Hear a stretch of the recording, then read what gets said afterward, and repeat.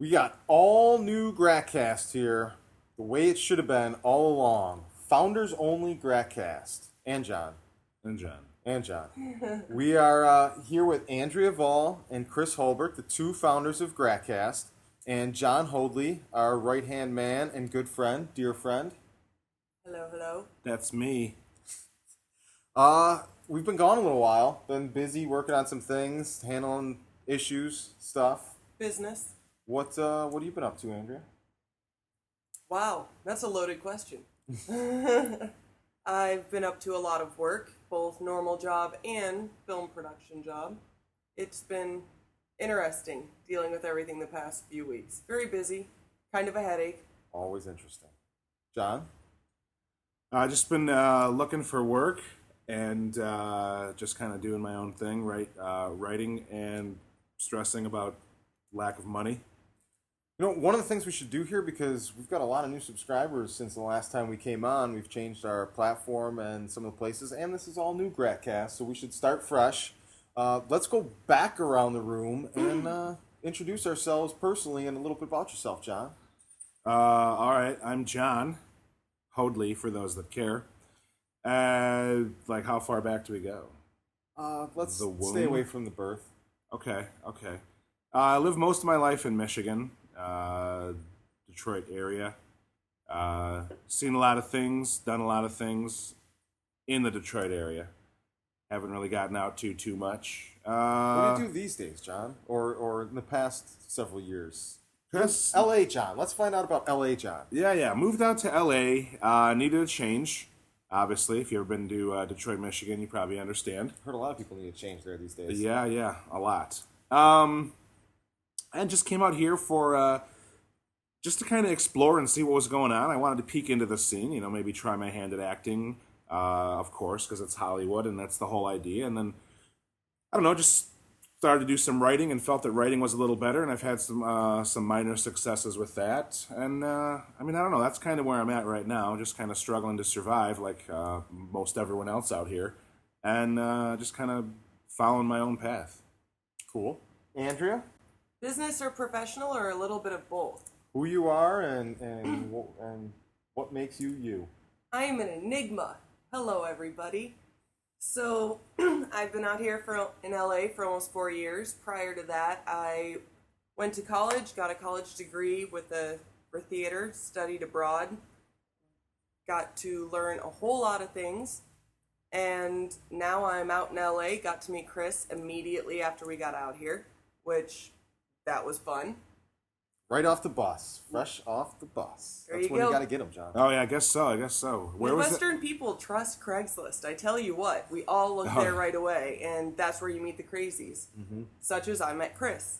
Went for acting, wound up doing DP, lighting, sound, I believe crafty at one point.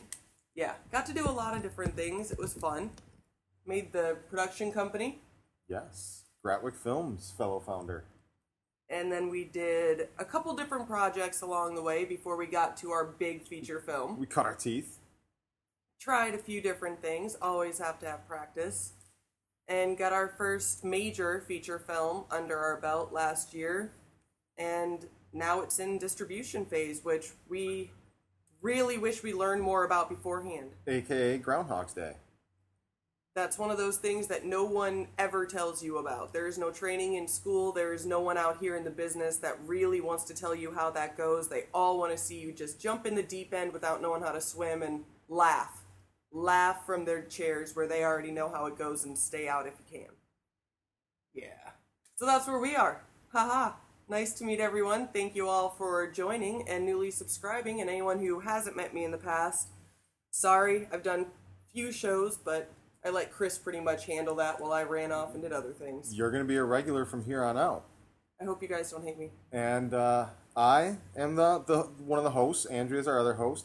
Kris Hulbert. I moved to Los Angeles in 2008, I believe, and became a CLP, a Craigslist predator. Before that, I come from Buffalo, New York. I've always considered myself kind of a natural storyteller, and looking back, found myself in those type of situations, but never considered the entertainment industry as a reality and an option. I, at 21, got lost in collections and told lies and stories for the next 9 years and realized I should probably be making more money than I was for the stories I was telling. So I moved to Los Angeles and became a poker player.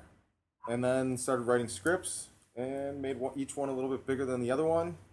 And now we're pissing off the world one person at a time. That's how we got here. That's where we are today. And in the past few weeks since our last episode, we've submitted to 2 film festivals. What film festivals did we submit to, Andrea? The double F's, Fantastic and the Fantasia. We are rocking it out with the F's right away. We weren't sure which one was which, so we just submitted to them both. Nice. I believe the Fantasia one is the one that's in Montreal. Yes. Montreal is the home of Holly, who hopefully will represent the Perfect House if we get accepted to the festival. Holly Green was the cage victim in the second story of The Perfect House. She is one of the breakout stars that everyone has raved and reviewed about that's seen the film. So hopefully she'll do us proud if we get into the Montreal Festival. Nice. Everybody Hopefully. loves Holly. Holly's a sweetheart and an amazing actress, and she's actually making it pretty damn big in Canada. Oh yeah, she's starting to take Woman has off. been booking shows constantly. A lot of the people from The Perfect House are starting to get gigs. Chris Smith got a call from a Los Angeles producer that casted her over the phone for production. JT got a role literally 3 weeks afterwards from some of the footage. Yeah, Jonathan Tierston. From Chris's reference. He deserves it. He's gotten a couple great. Who's also with Holly Green in that story. That was an amazing story. Everyone did a really good job in that one. The Fantastic Festival. That one is. I'm not quite sure. That is at the You Alamo just mailed it off yesterday. It's at the Alamo Draft House, Andrea. Sorry, I was going to say Colorado.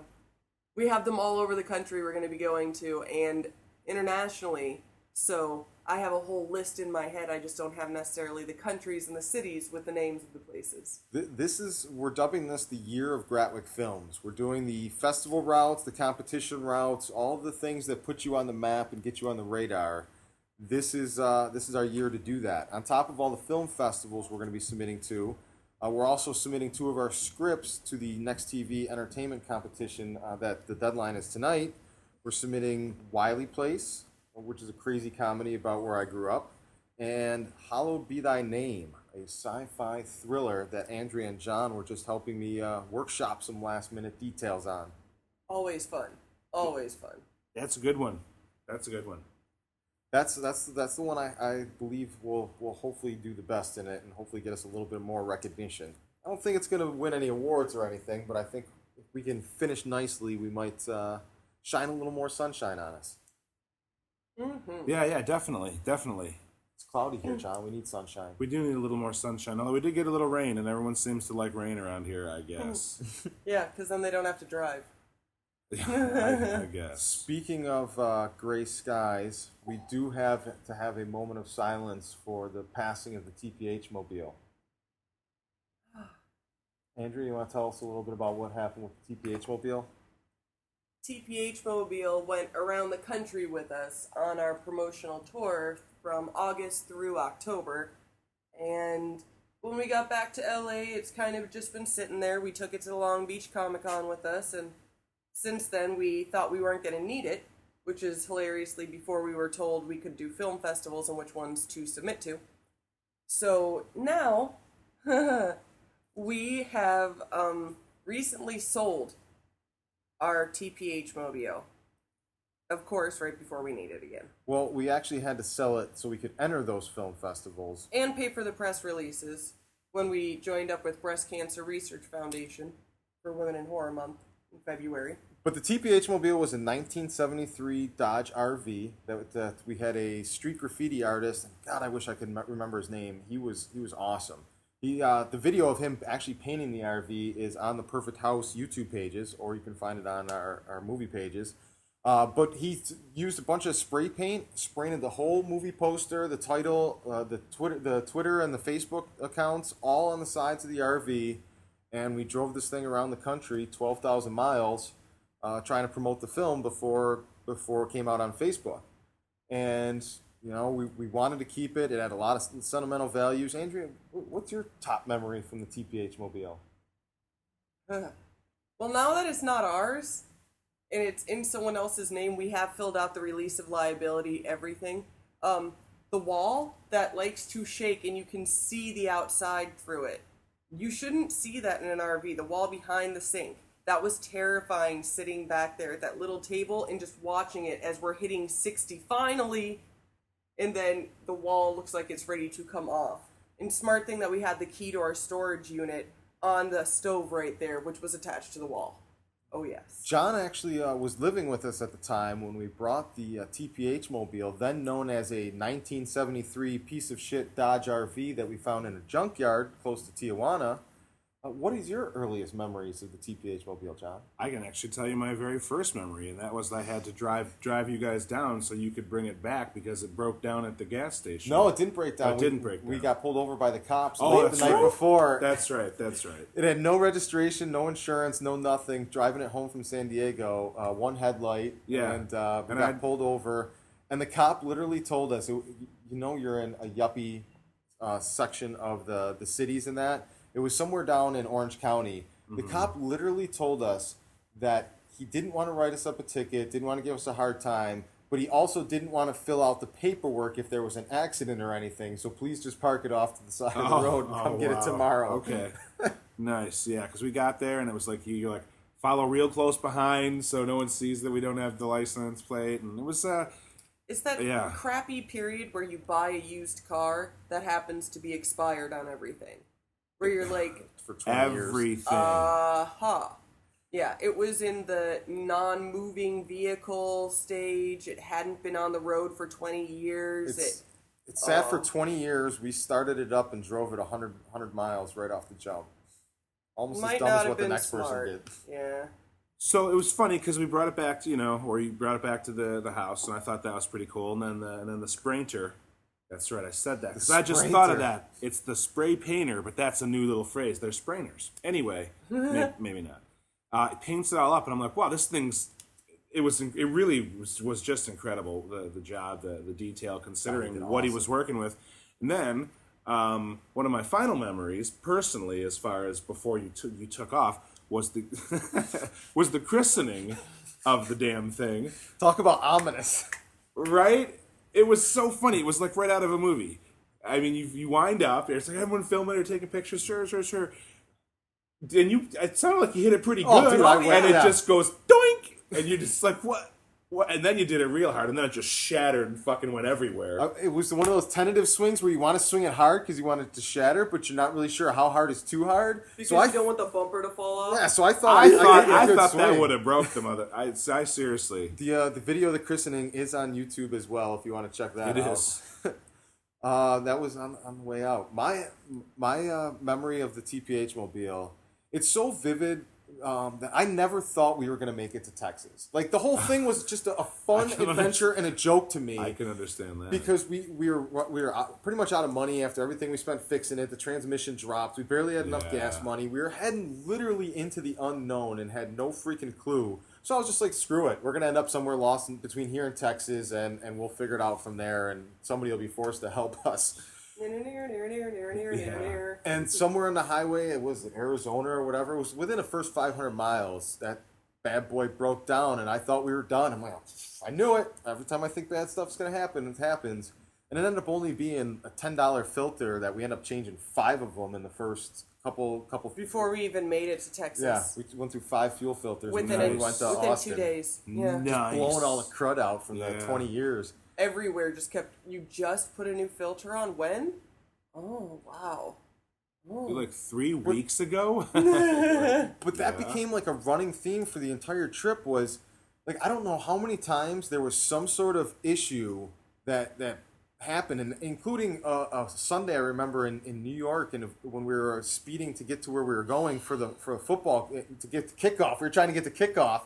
And we were like a half hour away, and it was 20 minutes before kickoff, so we're humming through these country roads. Where are we Humming going? means 55. We were going to somebody's house. We were going to somebody's house to get to football. NFL football. Coming from Buffalo. And all of a sudden, it sounded bad. Like something broke off. And there was a big noise. Yeah, and just we were done on the side of the road in the middle of nowhere. I'm like, we're screwed. Who knows how long we're going to be stuck here for it and that. And it ended up just being the alternator cap had popped loose finally and had to get snapped on after it took us 10 minutes to figure it out or whatever, and we were back on the road again. Wow. But probably, I'd say, even in Connecticut that happened to us, too, when somebody had to change a belt real quick. There was a really big change in our attitude from the beginning of the trip and the end on when shit broke down. The beginning, it was a big fucking deal. Of course. We were really like, oh God, we gotta find a mechanic. We have no money for a mechanic. And everyone was so nice. But by the end, it was like we all grabbed the tools from where they were. It was just fast. Let's do this. Yeah. Pop this open. We know what to check. Every time something happened, though, it was just something small that was easily fixable. A belt replaced, a fuel filter replaced, the brake pads were the worst thing when we were coming back, and that was just because after so many miles, we were coming through the mountains and wanted to make sure it had new brakes on it. Right. But we got so lucky, and we met a lot of cool mechanics that helped us out and gave us freebies because it was such small, simple things to get us back on the road. The only thing that was actually a bitch was the rotors. Oh, yeah. Or those pad things. We were in the middle We were going to visit my mom and dad in Iowa, which was awesome. Mm-hmm. And they had us stay in a hotel, and we needed to get the brake pads fixed. And it wound up, we had to go... Kris can tell the story because he tells it much better with... That's your state, man. You tell the story about your people. So we find one place that can actually fit an RV in there because we know we need new brake pads. Like, we have no brakes almost. We can hear it just grinding. So we get over there, and they only work sometimes as two old-timers, and they're like, well, maybe we can find these rotors. How he winds up finding them after calling all the Napa stores everywhere around, they'd have to drive to Omaha, which is 2 hours away, and then come back and then put it on, which means we wouldn't be getting out of town that day, pretty much. Right. And it was going to cost a buttload. Winds up happening is one of the mechanics has an RV that's very similar to ours that is in his cornfield, just sitting in his cornfield, because apparently just a week or two before, it started on fire. It's like, I don't need it anymore. It started on fire last week. So it's just going to sit there. I just fixed the rotors on it. Oh, really? Yeah. So he and Will went out to the middle of the cornfield, and they took them off. And they think it looks just perfect. They come back. Not only did he go out to a cornfield, they now have to resize it because it's the wrong holes. So they then have to weld through everything, and they're doing all this, and they're like, they give us like the cheapest price humanly possible. You see, it was everywhere did that. It was just funny to me that a lot of people are like, oh, the world's falling to shit, but then you look, and you guys are going around the country, and you guys need some assistance, and who's going to help? A lot of great people. Do you know what I'm saying? Everyone saw the RV, and they even looked inside the RV, and it was like they gave you this look of like, oh, that's so cute. You guys are trying. It's so nice when people try. And that's why they want to help. The other great thing about these mechanics were they were a bunch of guys that did on the weekends, they did stock car racing. They fixed up their own cars and built their racing, and were in the serious circuits in the Midwest or whatever they are. And so we got to sit in their lounge while we were waiting for them to go get the part off the other truck and that. And they're showing us all the pictures over the years of all their stock cars, right back to their dads and their granddads in like the 50s with these cars. Okay. Like these guys have been running garages and racing cars for 3-4 generations. And refresh my memory, what is a stock car again? They're like the ones that you like if... They're the shitty cars that are reinforced, so if it spins, there's a cage in there, and they try and beat the shit out of each other while going around the circle, trying to be first, but they really want to just destroy each other. It's like bumper cars with real cars. It's not bumper cars. It looks like bumper cars. It's not NASCAR, but it's the lower professional level racings in that with a similar style, like the Friday night race. You still have the normal track, but you try and knock the shit out of each other. I'm just curious. Kind of a dirt track. They're like, I don't know. There's. Think of the most beat up damn car around here, and then just put, on Grindhouse, the second movie, how he has the car. You've seen the second one, how he has the seat right over there. It's the inside is like that, and the outside looks like crap because it's been hit so much. Okay. They're just small town racing.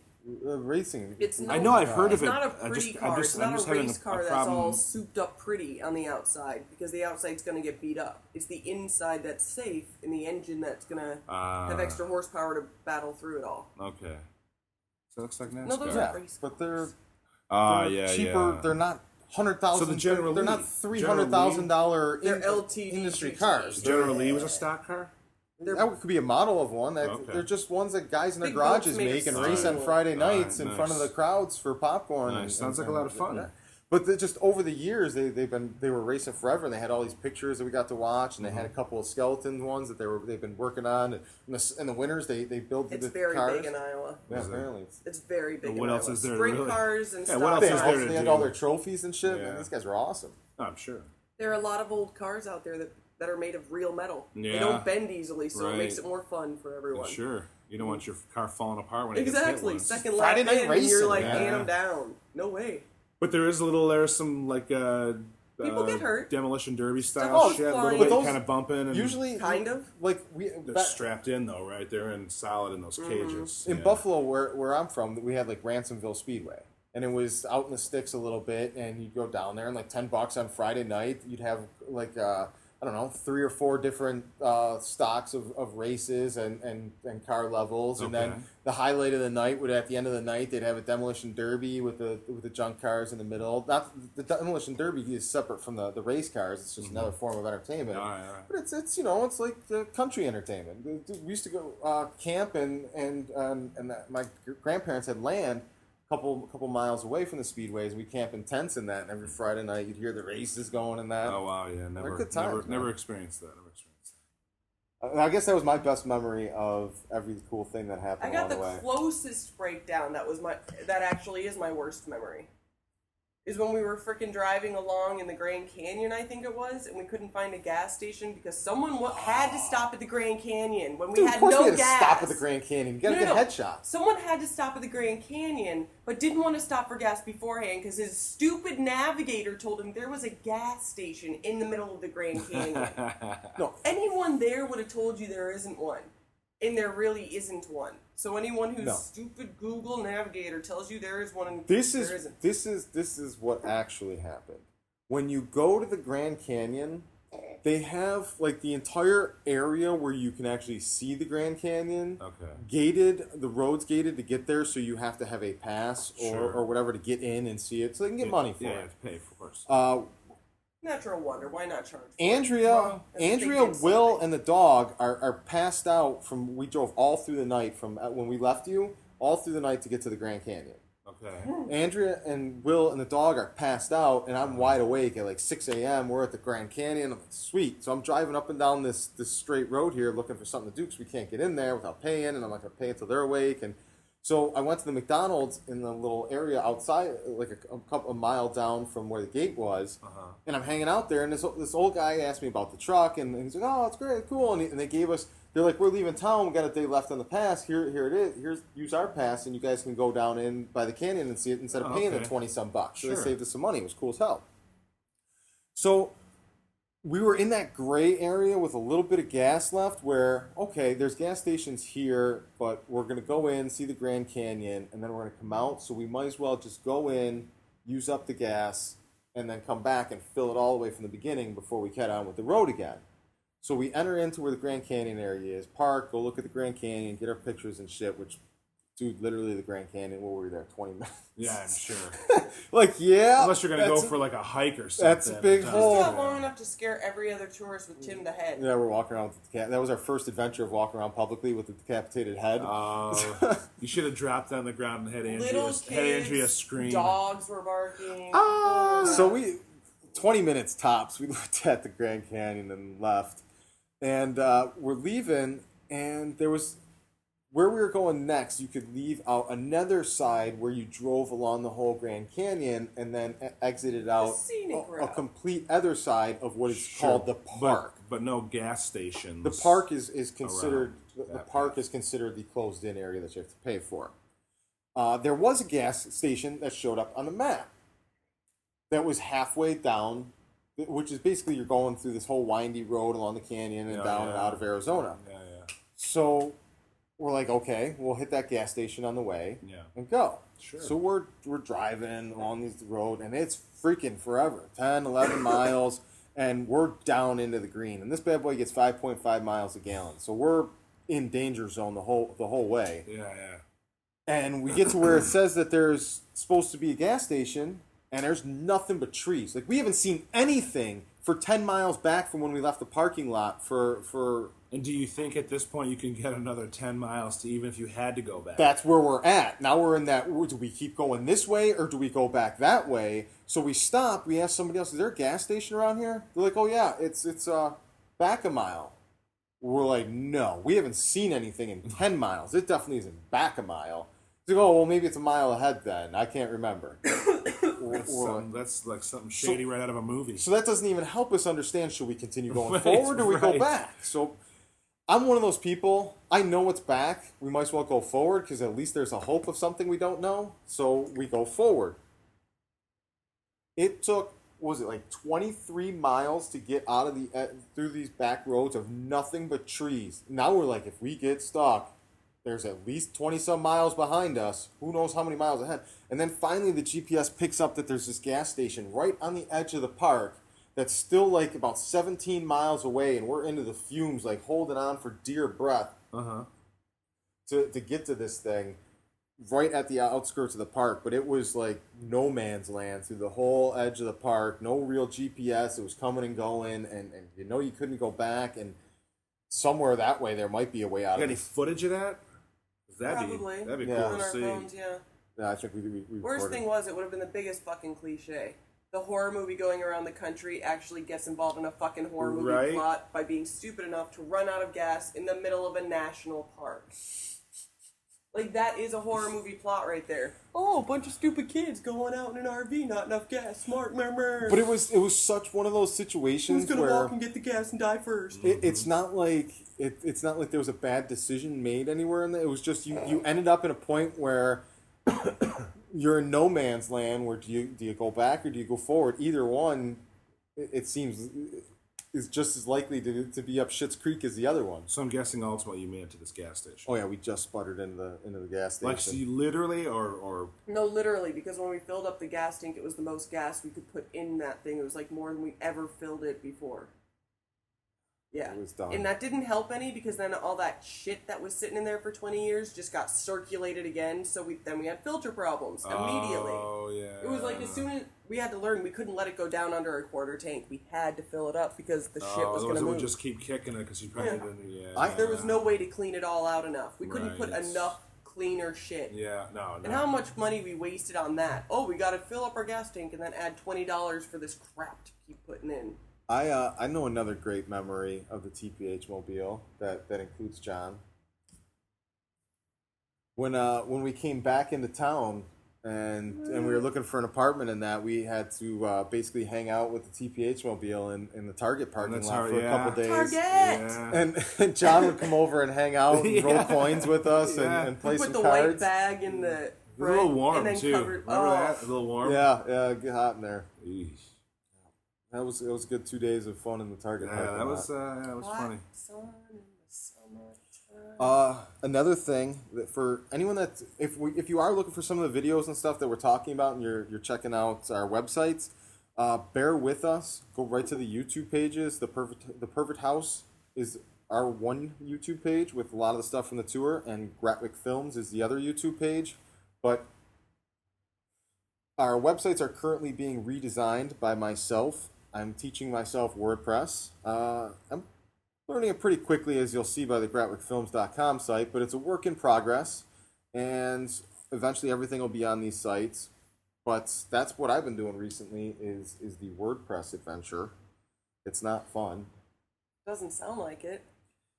There's I get bitchy little texts from Kris while I'm at work about WordPress. Yeah. Just WordPress is not what it's supposed to be. This is all cookie cutter bullshit. I don't know why they do this stuff. I avoided it for so long, John, because I thought it was just a whole lot of templates where you're stuck with their options and choices and you can't do anything with it. Where there's some customization, but not enough to not look different from anyone else that used the same template. And all you're really doing is entering your content. So I avoided it for a while. And I'll be the first to admit, it's upgraded since I looked into it a while back. And there's a lot of updates that do allow you an insane amount of customization and changes. And if you do know coding, you can pretty much do anything. But it's just so... There's just so much going on with so little information on how to do it that it's just very overwhelming and very you have to kind of stumble through it and screw up and undo it and this and that and a lot of trial and error. Yeah, that's what it seems like. I mean, if there's not like a lesson or a class you could take, it definitely seems like. Oh, I'm sure there is. I've watched a bunch of YouTube tutorials. I watched probably 3 hours of YouTube tutorials from the same guy, and I'm not quite sure what he taught me, to be honest with you. Well, did you watch some from a different guy? So instead of just watching one guy and not... No. Okay. No, I watched his and read a bunch of other ones after I needed more information, because that's when I got frustrated. I was at the end of his and I'm like, what, are you kidding me? That's it? Like, I kept getting stuck in this. So you weren't frustrated with WordPress. You were frustrated with the YouTube guy. No, it's just like he was like, okay, and then you should be able to do everything. And after these 3 hours, Everything's a pretty and broad really word. after the first 20 minutes of these 3 hours of tutorials, there wasn't another thing I implemented that he was explaining how to do. Like, all I got out of it was the setup of everything in the first 20 minutes. The rest was him yammering. Oh. Yeah, Where's that 8-year-old genius you found once? Well, you might have got just a poor teacher. You know? By now he's probably 11, but hopefully he's still a genius. That's a good tangent to get off on. Have you seen any of these on YouTube, John? John? If you're a genius at 8, I'm going to guess you're probably a genius at 11. It's just a guess. You never know. But 15 years turn. Do you ever, like, when you're trying to do stuff, do you ever look on YouTube for tutorials or how-tos or anything like that? Yeah. Which is actually, it's funny, and I won't drag this out too long, but one of my former roommates actually taught me about that.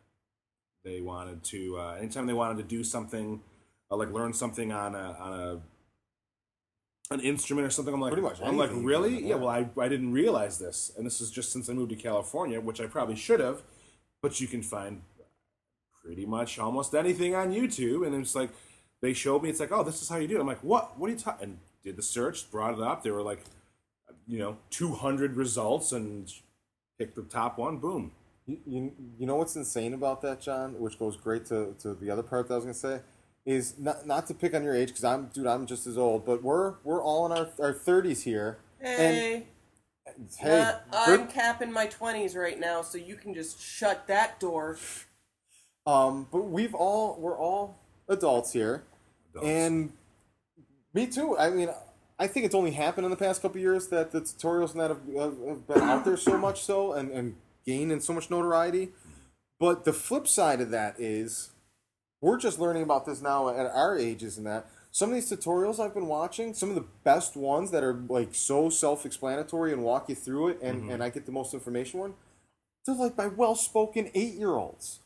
Like, oh, just do this. You got to walk over here. You go over here. You drop this down. You put that by. And his balls haven't even dropped yet. His voice is super high, and he's explaining to me how to set up a database cross-platform with 6 other computers and 10 different things and tune a satellite fucking pointing at I don't know, Florida. But in a way you can understand. Yeah. Oh, yeah. That's the important part. Well-spoken, like he's giving a lecture on it. Wow. And he's got the whole... He does the whole screenshot the whole way through and explains it where he's clicking. He's like, and you're doing exactly what I'm saying. And the production value's phenomenal.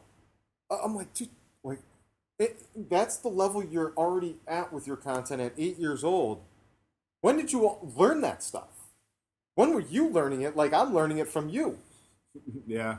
That's a good point, but that's... Either way, if anyone knows that kid on YouTube, we would like to get a hold of him and get some of his content for shows. There's a bunch of them out there, man. These little kids are on that shit right from the get-go. Well, it actually just stands to reason because... And now we know why child labor is a good idea. Because that little kids, or young kids, whatever, that play video games, they put their time into it, and you jump on... And they whoop you, and they're giggling, and they're like 12 years old, and they're laughing. Well, it's the same thing. You just apply, if they apply it to that. I think what that shows that with kids doing tutorials at that young of age is more so, and with generations to come in that, I think everyone that comes to this world in the future is going to be raised on making content. Like, making content is going to be as natural as sending an email or anything else. People just make content about themselves, what they do, this and that. Beyond social media, the content creation, I think, is going to be part of living your life, is documenting. It could be, but who controls the content? God. Let's not get started on that. That'll be a fluid thing forever. I think ultimately there will be more individualized and personalized ways through hosts and servers and individual servers for people to have. It's happened more. It's happening more so and more so now. One of the things with the WordPress that I'm going to be doing with our podcast, this very podcast that we're doing and talking about, is the next step is to move all of our content off of a third-party host and be hosted directly through our WordPress website, so we don't need to pay a monthly subscription to host our podcast anymore. We control our content. We can make the RSS feed that goes to iTunes and everywhere else. We don't need them for anything. And all this is free for you, hosting, just everything is free? It will be once we set it up for ourselves to do. Right now, it's not. We have to pay like $5 or $10 a month for so much space on Pod Machine. We are on Podbean. We've been on Pod Machine, Podcast. We've tried them all, but the end result is the same. You have to pay them for a certain allotment of space, and the more you pay them, the more you get. Of course. And if you keep making shows, you have to keep paying more and more. Right. So what I'm asking you is, with WordPress, if you do all of this and you transfer it all to there, then you don't have to pay anything, and it's 100% free. Yes, because it's all your own content. You're controlling the storage. It's all stored on your stuff and your website. So even the hosting is free? The only thing you have to pay for is the hosting of the website.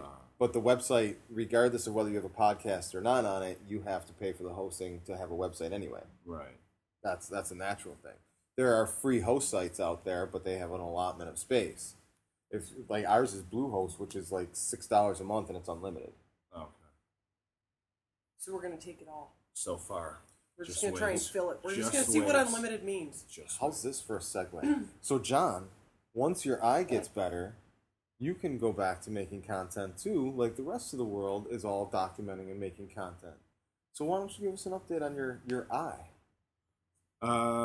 Okay, my eye. Well, segue wasn't as good as I thought it would be. fair enough. Not when you announce it's a segue. I actually thought I could have segued into it a little earlier, but I was like, maybe I shouldn't talk about it. But anyway, I guess I can just run the long version and make it short.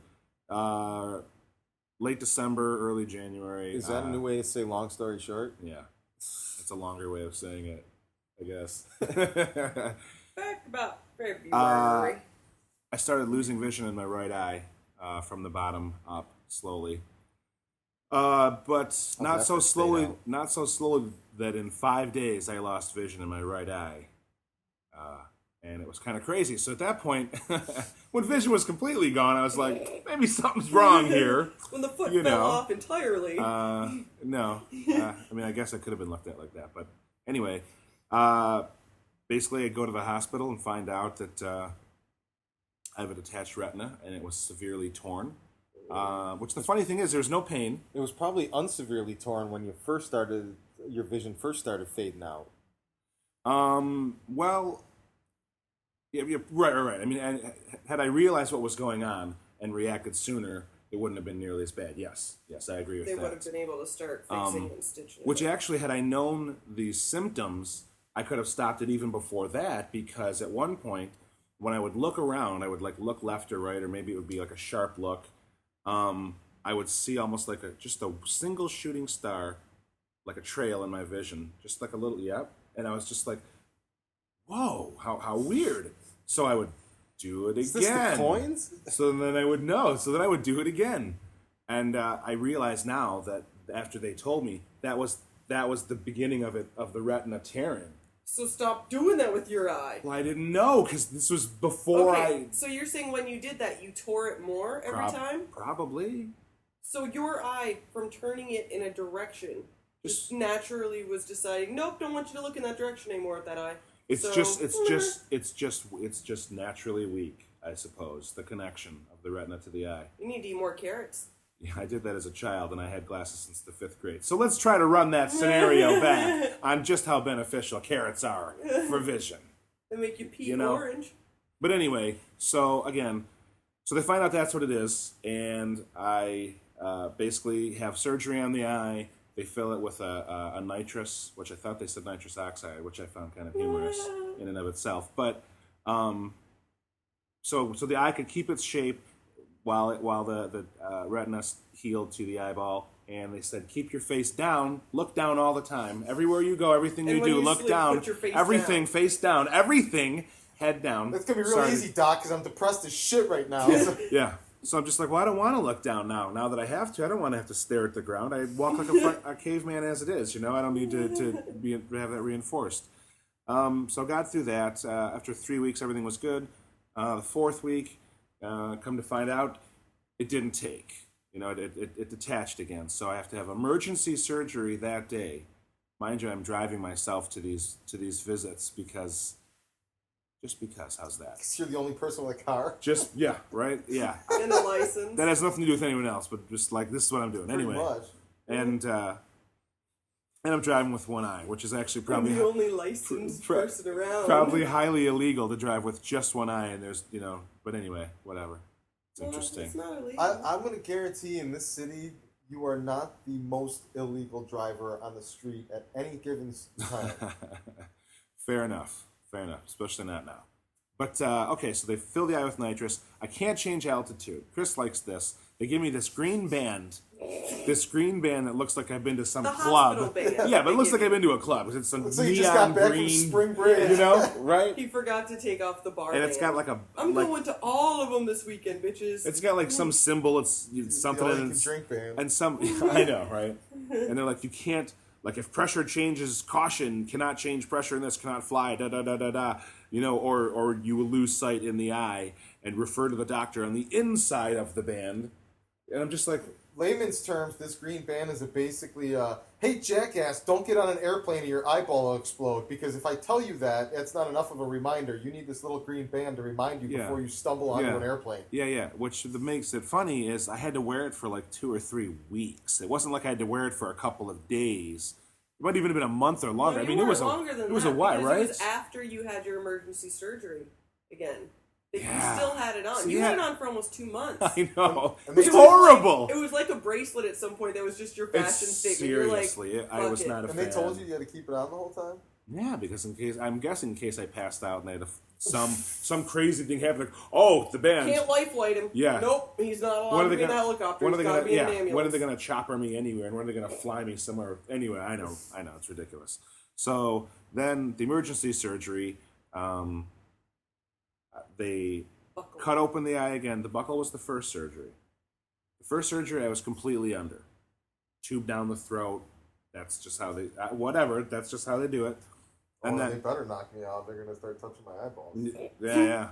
And the second surgery was local. So I was awake.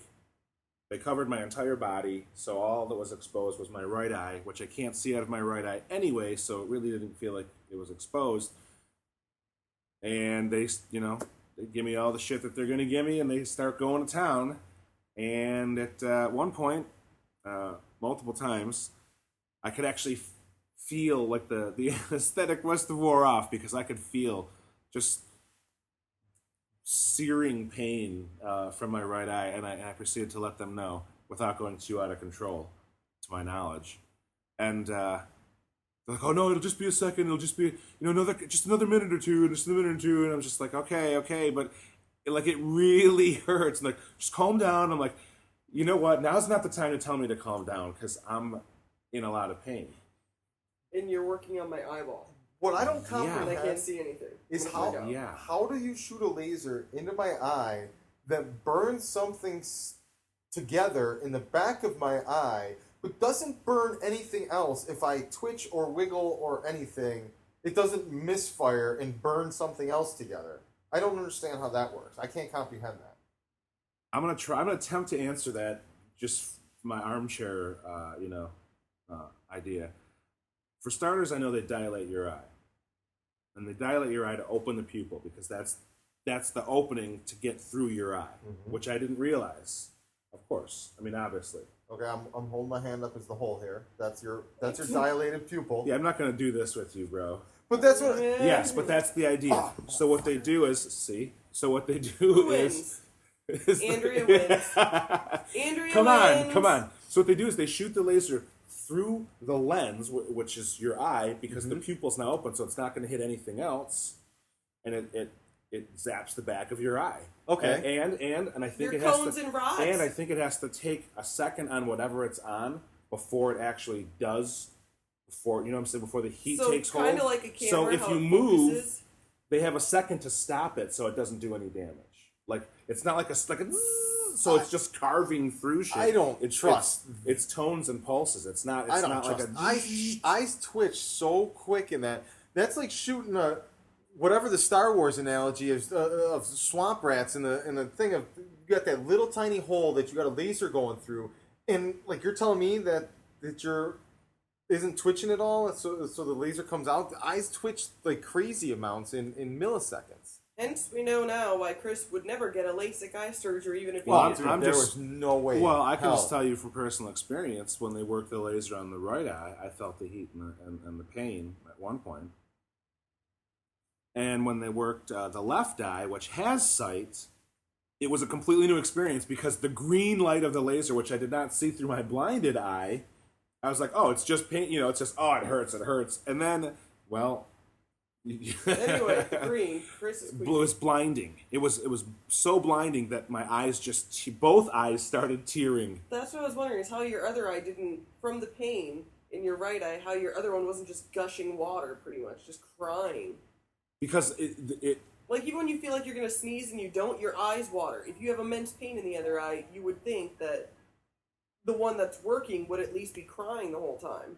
Like, even the one they're working but that's on, what I'm how is saying. that not tearing up the whole time? Because the vision didn't get through for my right eye to register, and it wasn't in my left eye.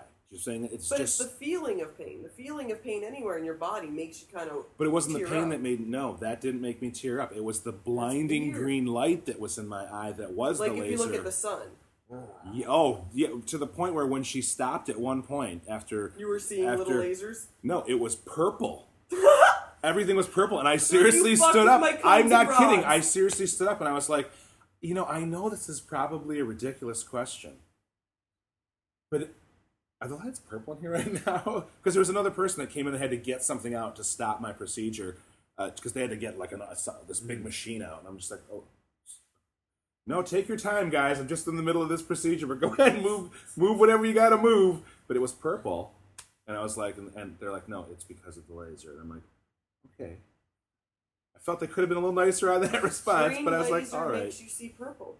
It probably robs your eye of the green because the green just blasts it, so then you take green out. I don't know. Anyone ever wonders It was wild. why I put the scene in the perfect house that I put in there? I cannot even stand hearing about stuff around the eyes. Eyes drive me nuts. Ugh. But good news, maybe the next surgery, which is going to be sometime in June or July. Oh yeah, you got to wait 2 months for your follow-up surgery. You got nothing else going on. Yeah, but anyway, they're going to, of course, slice the eye again, drain the oil, and put in a lens to I could have better vision. That'd be nice. After that. Fuck yeah. You're gonna have bionic vision, John. We talked about this the other day. Yeah, I still haven't looked that up. I'm still not 100% sure. Bio is part Bionic, alive. I mean, that makes Uh, part alive. The lens bio would be alive. means living. Right. So bionic is part living and part machine.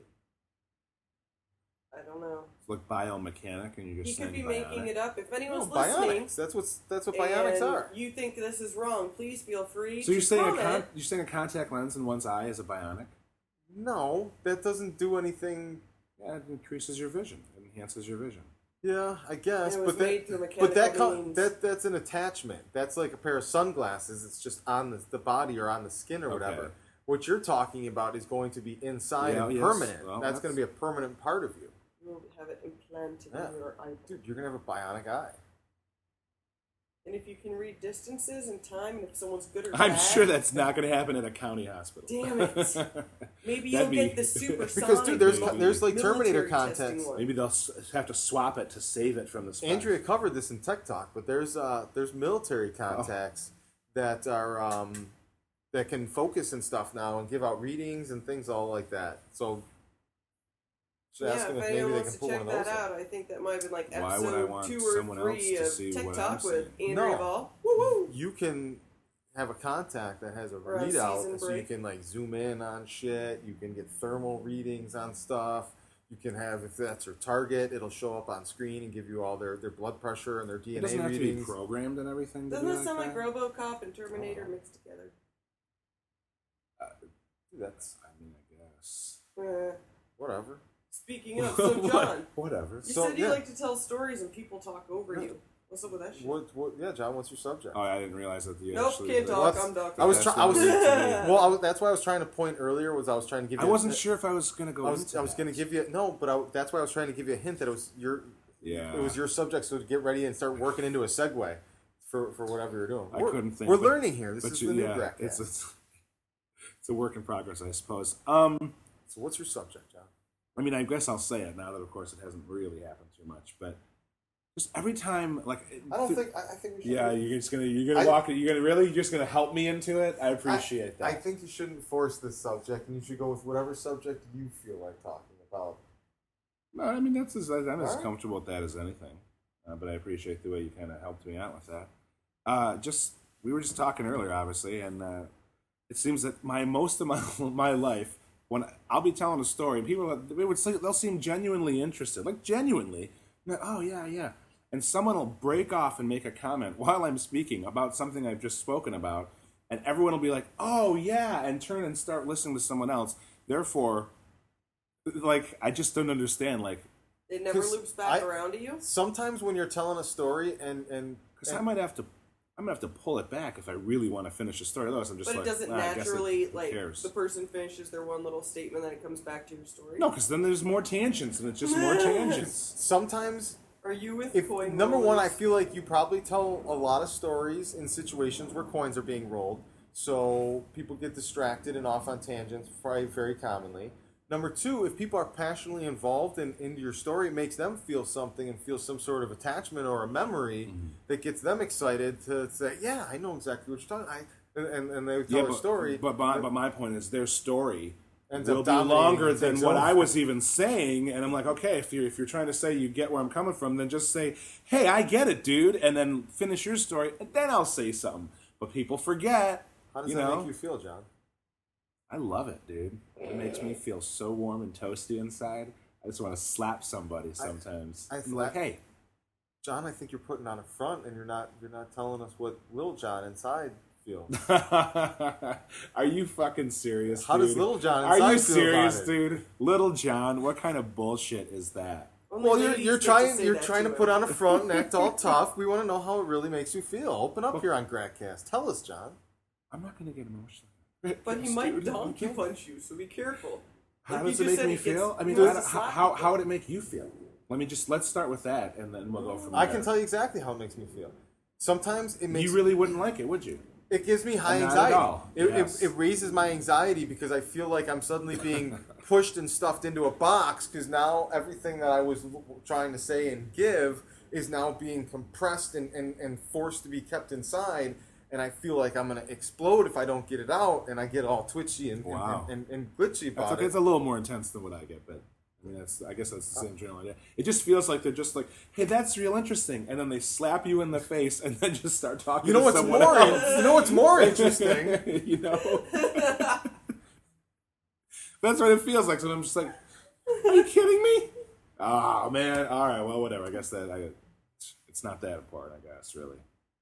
Sometimes. And then sometimes I speak up and I'm like, hey, you got to pay attention. You got to pay attention to me. Wow. I'm like, hey, I'm in the middle of a story. You just I like shit to all tell over people me. Just keep talking. You know what this can segue into a little bit here, John, if you want to talk about some more of your feelings. I don't know if this is speak about John's feelings. If you don't, just say table and we can talk about the table. All right. We were having another discussion just the other day on your research and your interest on the alpha tendencies versus the beta tendencies, and maybe a little more of your alpha tendencies that you were talking about being more assertive would make you dominate and take back your conversations a little bit more. Yeah, I've actually been doing that a little bit recently, to be completely honest. And I guess if you want to, no, I remember I said that the other day. Actually, I was like, dude, actually, you know what? Relax. Let me finish, man. That was because of that. I was like, just let me finish, and then you got to say what you got to say. See, I'm a big interject guy. Like, I understand people their stories, and I like to just interject a little bit, and then I want them to get back to their which is stories. completely fine. But the interjections are not interjections; they're interruptions, because the interjections are quick, and sometimes interruptions go longer. And when you're just like, I got to say something, and I understand it because we all get that way. When you say it, then you start rolling, and it's like, no, it's not an interjection. You've now interrupted, and now I'm like, dude. You don't get rolling? That's a very good definition. That's a good definition of the difference between interruptions and interjections. This isn't people therapy, get that wrong though, in guys. conversations, though. Sometimes like they are Chris, not you personally, interjections. but in general society, that is a major confusion for people. But right, in now did I break that down pretty good? That was broken down wonderfully. Another major confusion I think people have interjection of applause is the difference between discussions and arguments. I think a lot of that has to do with tone.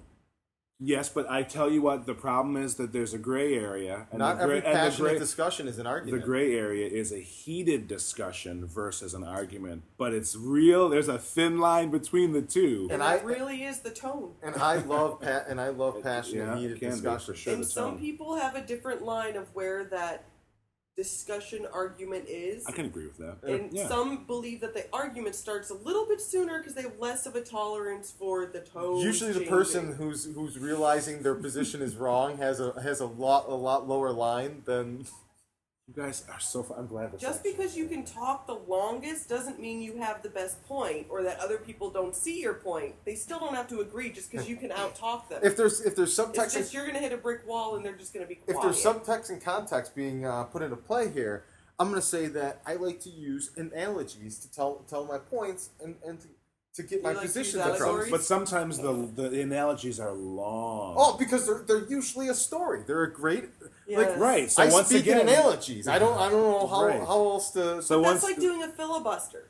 You're not allowed to do a filibuster to win your argument, and then suddenly in the middle of it say, well, I'm allowed to have as much time as I want because you're going to let me, so I'm going to tell you about the recipe of my grandma's potato soup that was amazing. Because it's just going to last longer, and I'm not going to give you a chance to respond. If my position wasn't so abstract and unique, I wouldn't need analogies to cross people over the bridge to see things. I can't. I wish it was. It's not that people don't see it. Oh, no, they don't see it. They see it. They still don't agree with it.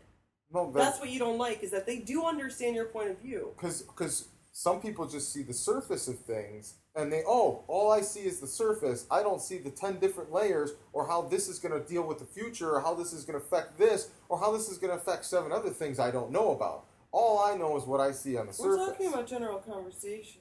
Yeah, and I think most of society and most of people that I interact with on a daily basis see things on the surface, and they just take things for how they are, and they don't look at it like how it interconnects to everything else and how it plays forward in that. People just don't want to put that much effort into every single moment of every day to look deep into everything. But I see as my natural instincts that I see the story and I see the drama behind everything, and I like to think that's kind of why I came to this industry and why I feel like I'm a good storyteller, is because every little moment, every little instance, I don't see it for what it is. I see it for the story it tells, the drama behind it, the subtext and the context of it. And sometimes I see a lot more out of a little situation than anybody else does, and that leads to conflicts.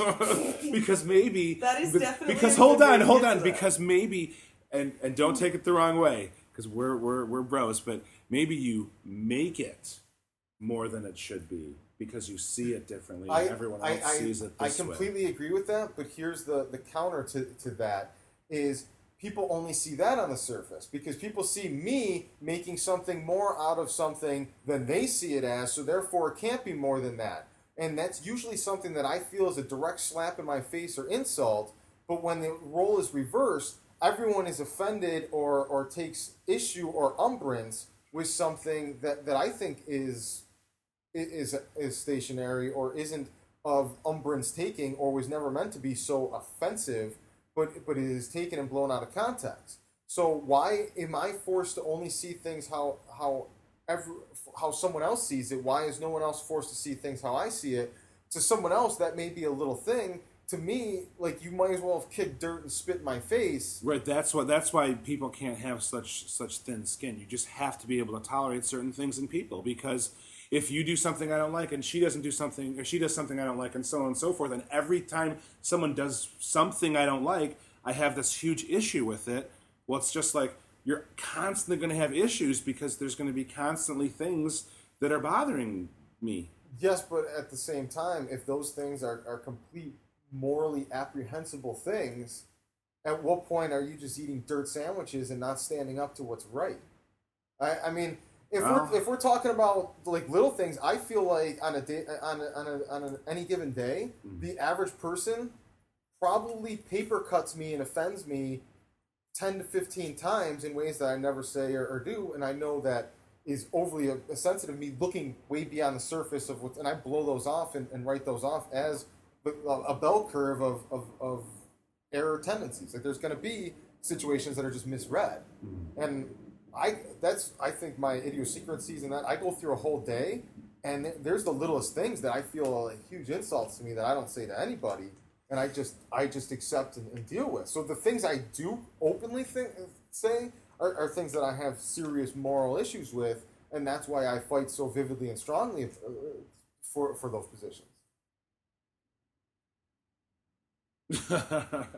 That's wow. That's an example. That's That interesting. Yeah. Thank you for showing the filibuster. Everyone, that was Chris's filibuster, and he better keep that all in. That's all I'm saying. I'll keep it all in because I'd be happy to see if there's anyone that doesn't find reasoning in what I said. No, it's not the reasoning part. It's the how long it lasts and how you literally do this. I'm just going to talk everyone down to the point where, yeah, you've made a point. It doesn't matter if they agree with your point or not.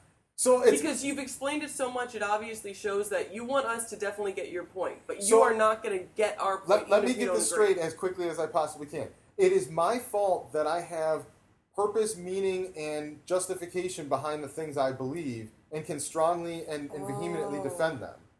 See, everyone else still has purpose, meaning, and all of that behind what they believe. It's just theirs is a lot simpler. It doesn't how come have when I to take respond 10 with minutes questions, of people get explaining. frustrated and they don't want to explain and they don't want to give Because answers? most people don't have the patience to explain for 10 minutes So how their deep down feelings So they are get to upset someone that I else. don't understand and they just don't care anymore. How about this? Most people are not as open about their deep down feelings. But who cares if they don't care? Who are they? Like, because if you're having a discussion with somebody and there's a breakdown in communication, I am always willing to go above and beyond to explain my position, why I feel the way I do.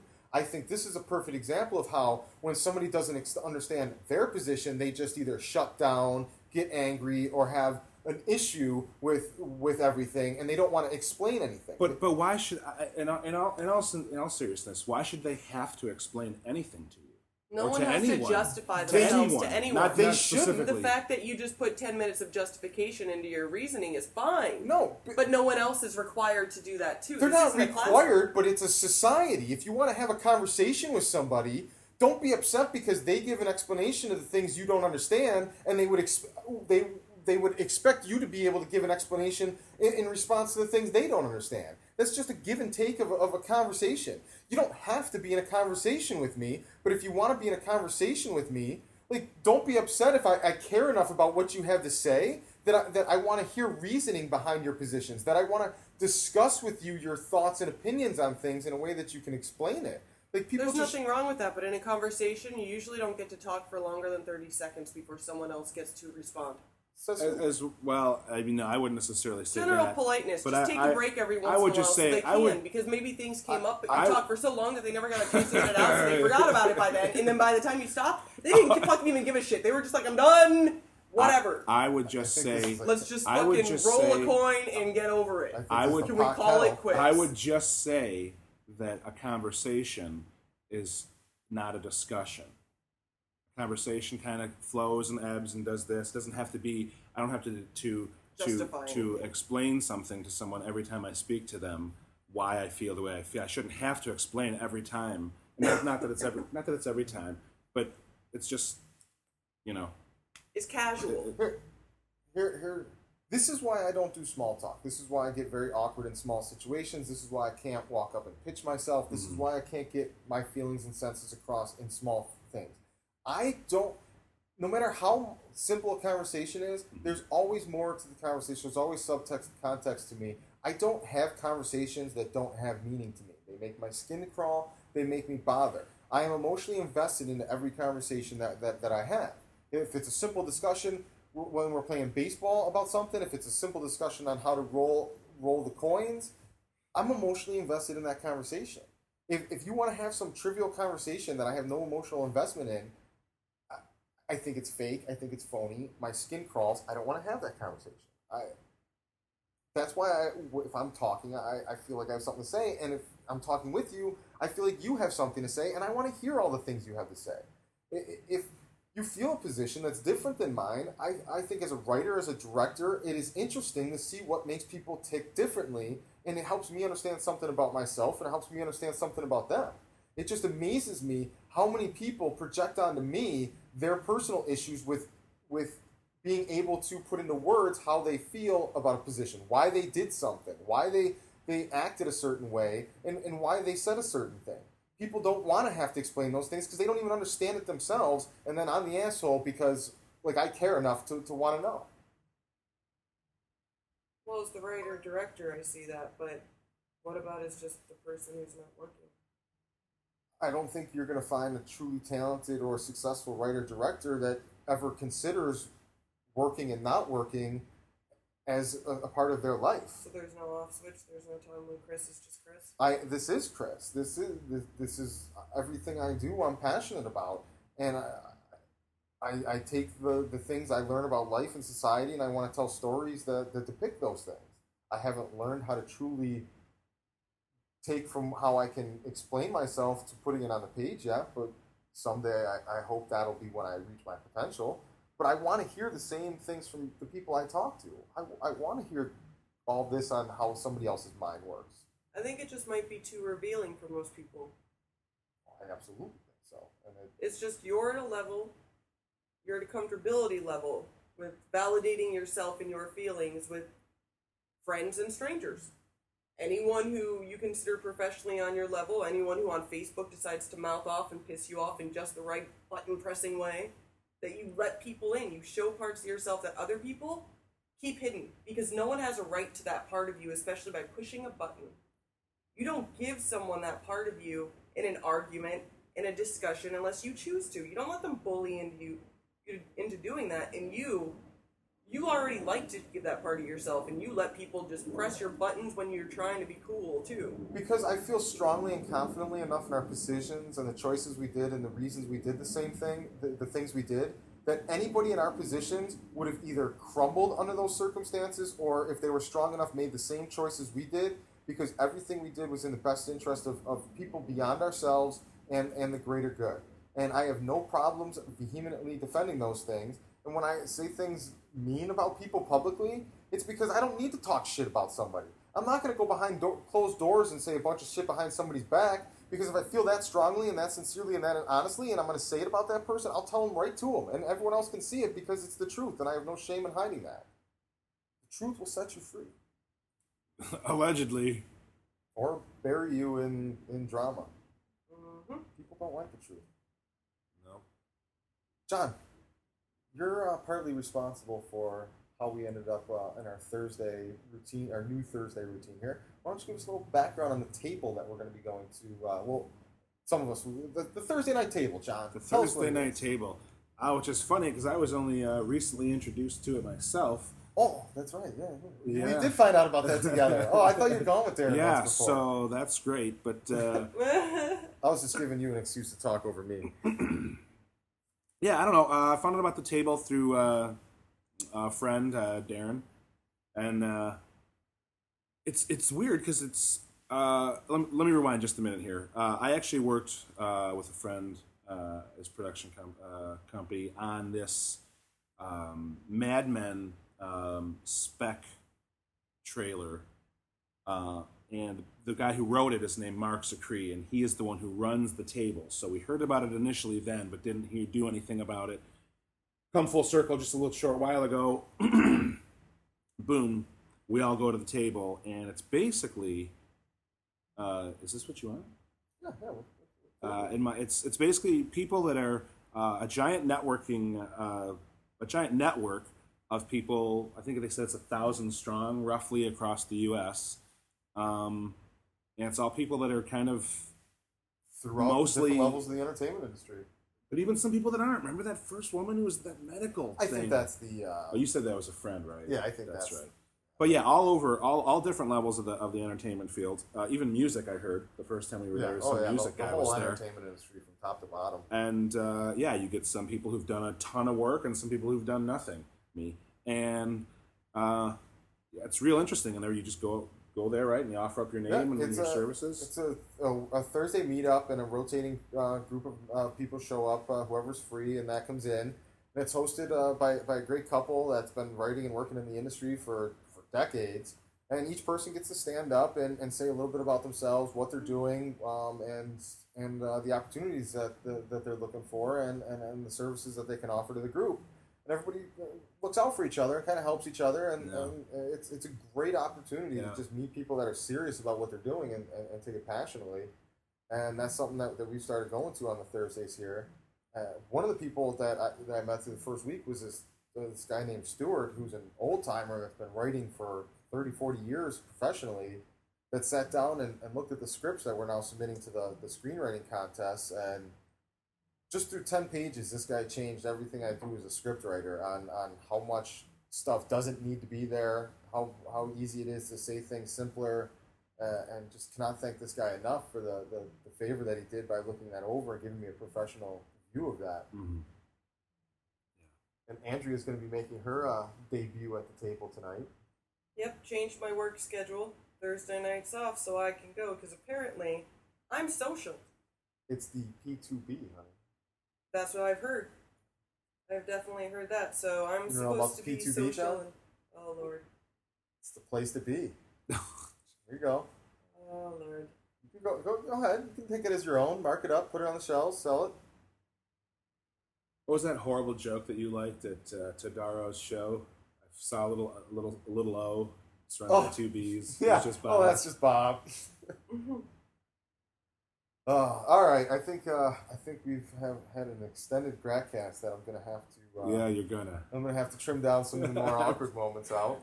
We're finding our way. We're getting started here on the new Gratcast. There's some heat. There'll be some tension and drama on the Gratcast. Definitely have some sound bites for sure. Some heat. Andrea, last thoughts. Thanks for letting me on, and I This guess is I'll your be show seeing now. you guys next time. Hopefully. Being co-host is becoming an endangered species. Pretty much. We'll see how this goes, everyone. Hopefully I'll be around next time. Yeah. Thanks, guys. It was good ranting and raving. And Interjecting and interrupting. interjecting and interrupting. Don't forget. It's an important distinction. And good night. Gratcast out.